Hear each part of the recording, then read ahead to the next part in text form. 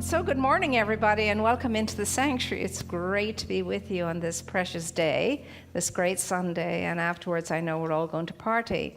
But we have special visitors here with us today. We have the amazing Dr. Stephen Gabrielson and his wonderful merry band of youth with us today, so I'd like to give them a warm welcome and applause.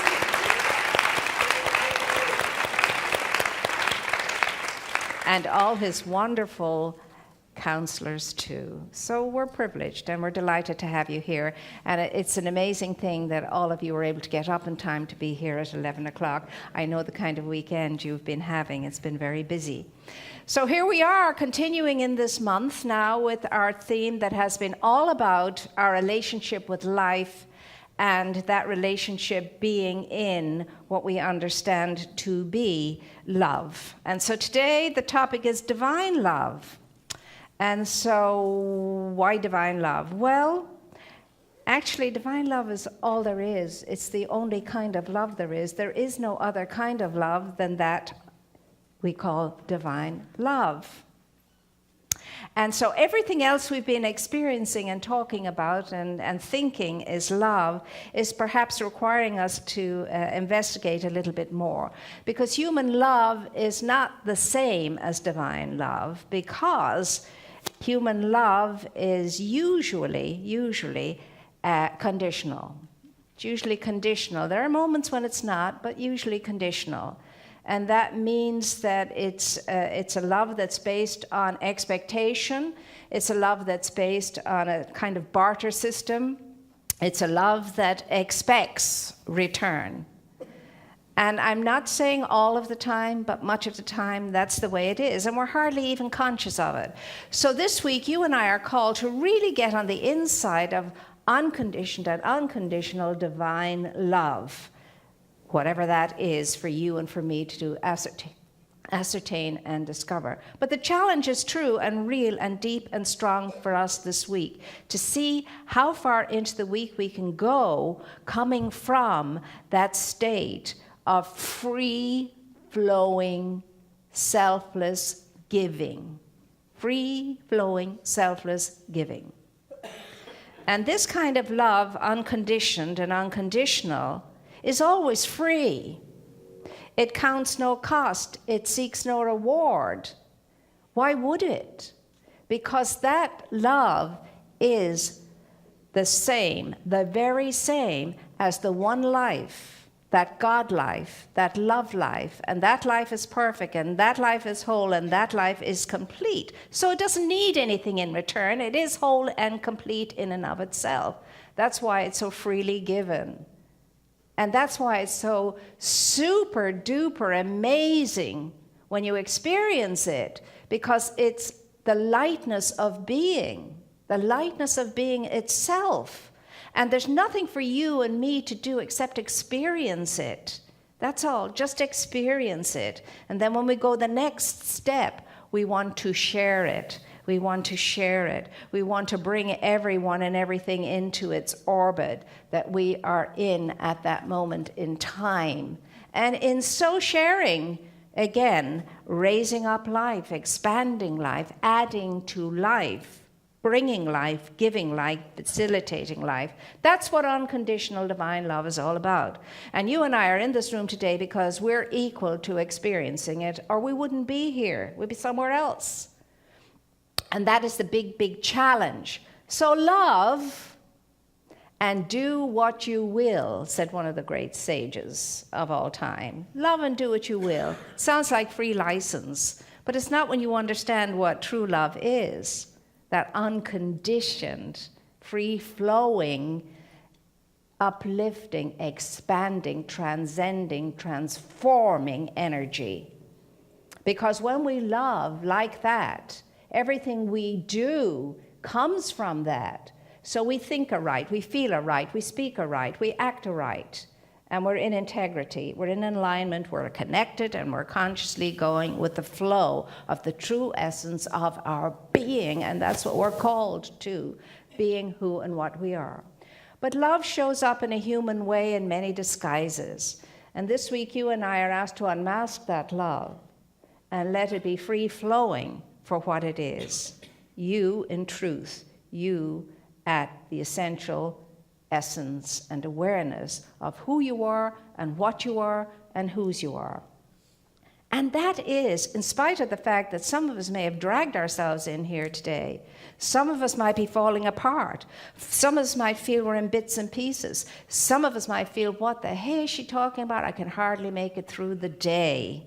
I cried myself to sleep last night. I don't know that this pertains to me. Well, especially you, it pertains to. Because as real as the experience of pain and sorrow and sadness and separation and hurt is, more real than that is beyond that, below that, at the back of that. And that is your essential self. And that will always remain there, available to you, strong in its pristine state and ready to serve you when you can pause for a moment, breathe deeply, and allow the blessing to breathe itself in and out of you so that you can touch that and glean from that the strength and energy and the power that is yours, available right now to move through all of those vicissitudes in your life right this minute. Yes, very much with you in mind. Yes, for each and every one of us. When we stop over-identifying ourselves with our ailments and our circumstances and our situations and our conditions, and we're able for a moment or two, and it only takes a moment or two to transcend, to go beyond that, because where we find unconditional love and where we find the source of our being and where we find that the lover and the beloved is one is beyond mind. It's beyond three-dimensional life and living. We have to go beyond it. And we can. It is very possible. We're equipped to do that. So the call is to really what? The key is, have faith in the true essence of your being. Have faith in the belief, in the conviction that right where I am, God is, and available to me always. And when I know it, where God is, I am safe, I am secure, and I can move through anything, and I can be unstoppable when I have that close connection with my source. And it's all about close connection with source. So, love, unconditioned and unconditional. How do we get to that? I think we're not going to get to that if we're not in practice, if we're not practicing the presence, if we're not connected to source, if we're not, and practice can mean anything. It doesn't mean sitting down and pretzeling yourself only, oming and ringing bells and wearing robes and doing that. No, I love that. It really is. There's a power in ritual. But it could be that. But it also just could be you out in life and living in the middle of the marketplace, just having a thought that, oh my goodness, I have a source that I can rely upon. There is a strength and there's a power within me. And look at God in that, and look at God in that. And recognize God wherever you can find God. And in the beginning, it'll be in obvious places. But once you start recognizing God in obvious places, which is love in obvious places, we'll start recognizing God in not so obvious places, behind the masks that so many aspects in life present to us. We're a very masked humanity, where we love disguises, and we don't particularly like to show up as the true self of ourselves, however that is at any given time. But we're here to learn how to do that with grace and ease and peace and joy and loving relationship and creatively expressing. That's what we're here to do, and the beauty of our teaching is that we can do this, accomplish it, and achieve it. Because yes, there is a power for good in the universe greater than I am. There is a love for good in the universe greater than I am. There is life in the universe greater than I am. And I use it, and it uses me. The key is to use it consciously, and back to the key, which is faith. Faith in things unseen. Faith in things unseen. The faith that I am filled with the power and the presence of the life that lives me, that is good, that is very good. There are no words to describe what indeed it is. But the faith in that, the faith, in spite of no evidence whatsoever to back it up. in spite of my very bad self at times. In spite of that. In fact, it's when I feel I'm in my very bad self that I get to go and recognize, no, not really. I'm not really my very bad self. This is the naughty part of me for 2 minutes. But in truth, beyond that, below that, and above that, is this amazing, incredible, awesome fullness, fully orbed, complete life, power, awesome power, magnificence. And so faith helps us to wake up to our own magnificence, because if you don't wake up to your own magnificence first, you're not going to see magnificence anywhere else, because we only meet ourselves wherever we go, and we only see ourselves wherever we go, and we only feel ourselves wherever we go. It's all about knowing that. It's all about knowing that, because what? Life is energy, and your job and my job as a spiritually unfolding being is to make sure that the energy is kept raised energy. And for you or for me to get anywhere near loving unconditionally, or along with the idea and understanding of divine love, the divine lover coming through and expressing itself as me, I have to go to higher conscious awareness. There's no other way of doing it. So I begin with having faith in knowing that indeed omnipresence is very real. Omnipresence is very real. Omnipresence means everywhere present. You know, we love the old cliche, there's not a spot in me where God is not in me. There's not a spot anywhere where God is not in it all and through it all. It's a conundrum. It's like a Zen koan, but we can figure it out. We're equal to it. We have the intelligence. Do we want to, though? That's the question. Do I want to still be my bad self and say, yeah, I'll get to that later. I'll sort that one out later, but right now, it's like St. Augustine, oh God, please make me a good man, but not today, wait until tomorrow. And that was his prayer. But his mother's prayer was stronger. His mother's prayer was stronger for his conversion, and boy, was that a conversion, but that's a talk for another time. And so, but we're all inclined to have that bit of Augustine in us, make me good, but not just yet, I'm having a good time here. Maybe tomorrow.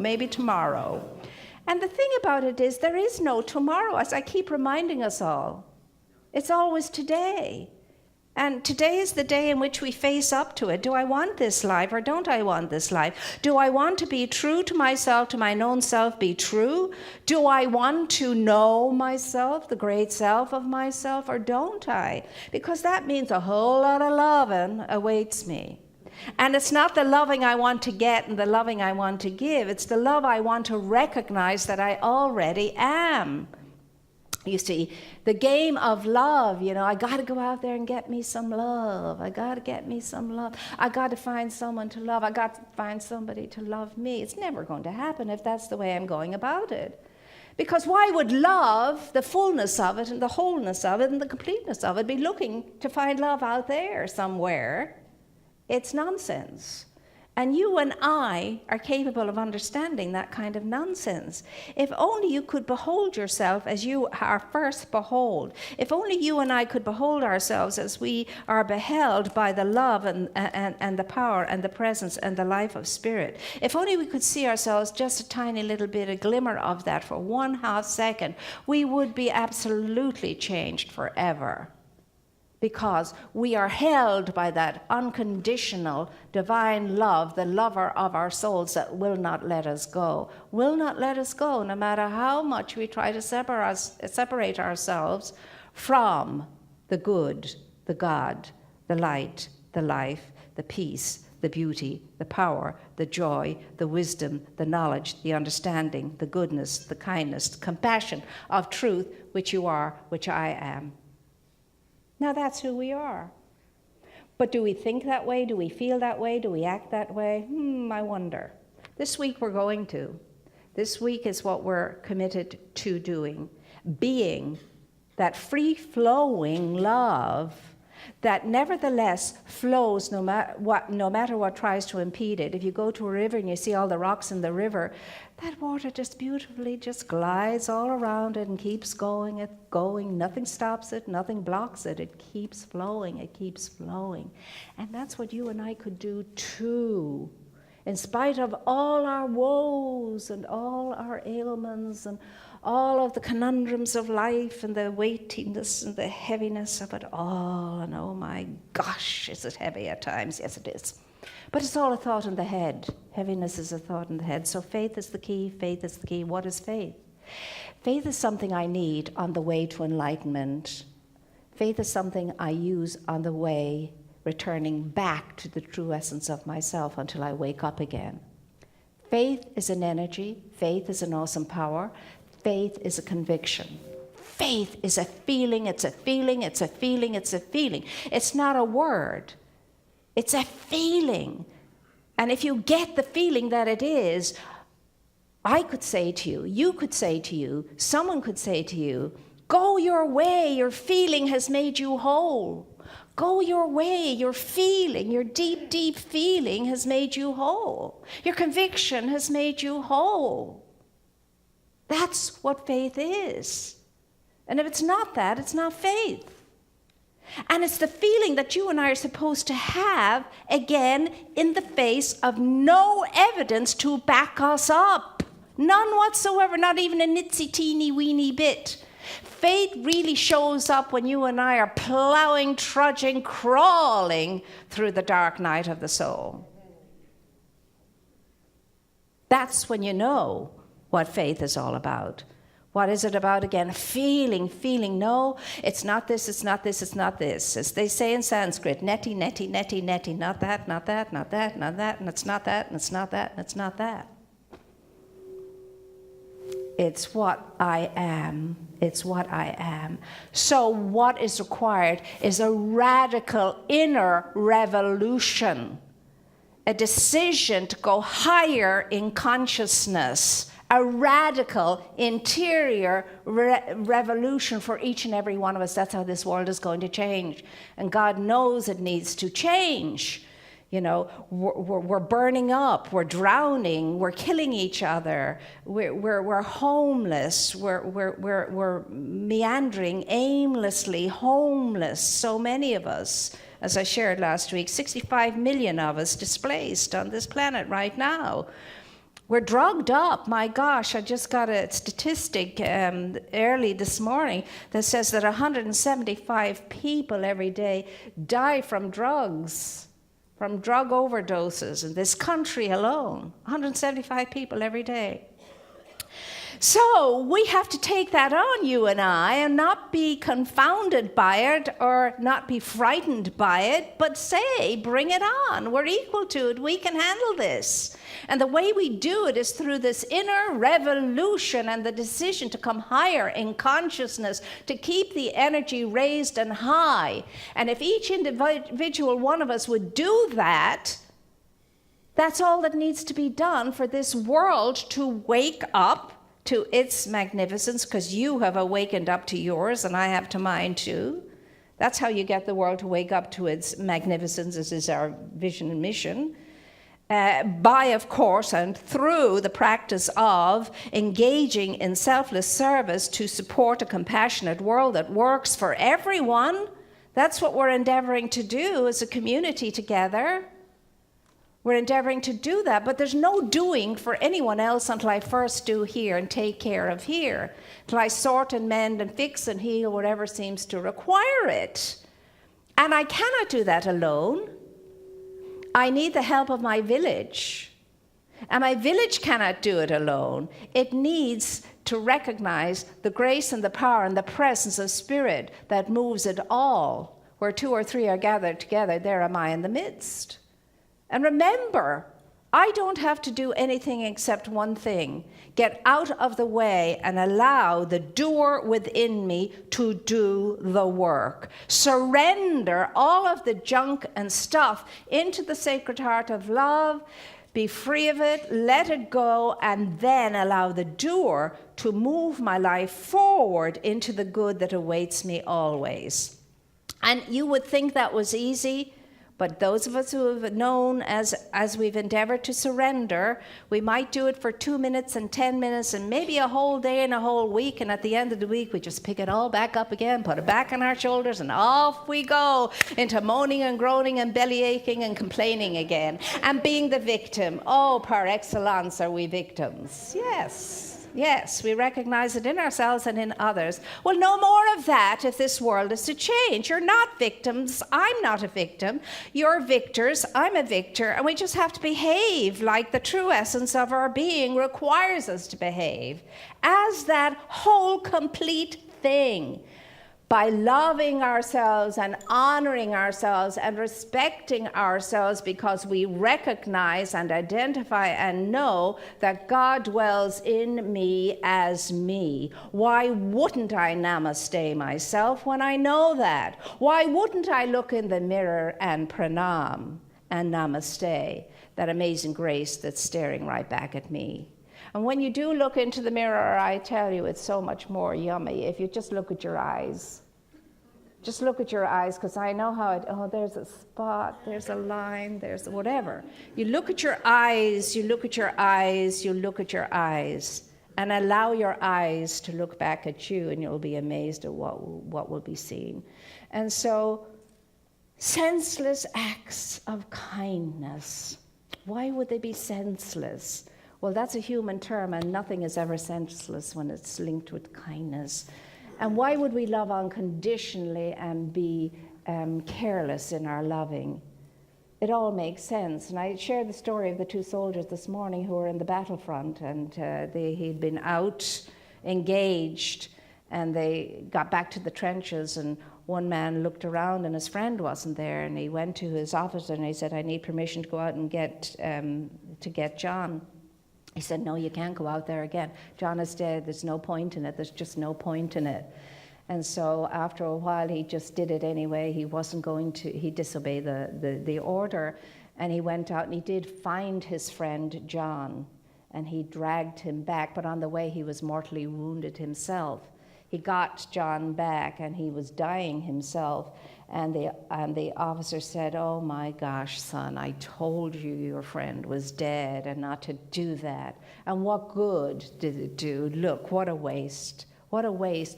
What good did you get out of doing that? Now you're dying too, and I'm losing two very good soldiers. And he was smiling. And he just said, oh, but sir, when I got to John, he was still alive. And he said, oh, he said, Jim, I knew you'd come for me. I knew you'd come for me. And he said, that's enough.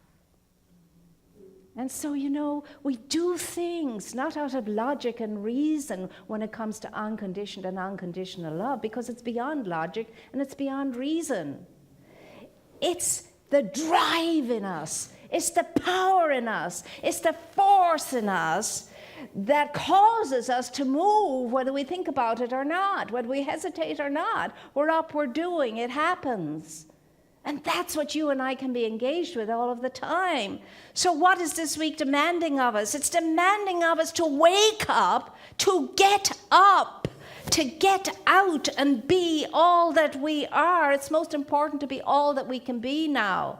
And we can be that radiant magnificence. We can do that. We can awaken ourselves and each other to our magnificence. Don't we sing about it all the time? Oh my gosh, we sing about it all the time. I'm here to remind you of your magnificence, etc. Well, let's just do that by being the light and being the love. Because that's what's illuminating, lighting you up, firing you up, and causes every good deed that you've ever done, every good thought that you ever have had, every good feeling that you've ever entertained. It wasn't because of your egoic personality self. It was because of the fire and the light and the love of spirit within you that you were in tune with in those moments and was aligned with. And so, yes, we've got to get up. We've got to be the change in the world that we wish to see. And there's no other way of being that change except being true to ourselves. True to ourselves. We've got to light up. We've got to allow whatever it is that wants to express itself through us to do that. To put the hop, skip, and jump in our step. To put the lightness in us. To know that God, by means of me, is inexhaustible when I'm connected with God, as some of us would like to know this marathon week, that God, by means of me, is inexhaustible. And when I'm connected with that fire, that power, that love, that light, that energy, that's what happens. I can be all that I am called to be. And I can be that free, flowing portal of energy that does change the world, that creates the new reality that we know we're in the process of experiencing right now because of all this turbulence and truculence, the birth pangs of a new way of being. So yes, let's get out there. Let's sing the love song. Let's dance the love's dance. Let's be love showing up really and truly just as the self of ourselves, and knowing that Spirit goes before us, prepares the way, and makes the way straight before us for us to move from good to good, from blessing to blessing, from advancement to advancement, just singing the song of life's own love. You're it. There's no one else. There's no one else to do it. If you don't do it, it doesn't get done. You're the called, you're the chosen, and you're the ones that signed up for this front line of advance into the next new experience of life raising itself higher. What more can I say except just be who you are in truth? Just be all you are in truth. Just allow Spirit's love song to move through you, Spirit's momentum to flow through you, Spirit's life to be you, as Meister Eckhart says. Let God be God by means of you. You are the ones. You are the choice. You signed up for this. You are here for great, great good things to happen to and through you. And now is the time. So let's be in step with all that's happening to move ourselves up and out of what we think is such a terrible and dreadful world to be in just now, because we know better. So all is well within and without. All is well by means of you. You have everything you need to thrive, to flourish, to be the life, the light, and the love that you came here to be. And you can be that now. So every day this week when you get up, namaste yourself. And when you're going to bed at night, namaste yourself, so that you can stay reminded and stay in the energy of love, unconditioned and unconditional by means of you. And so it is.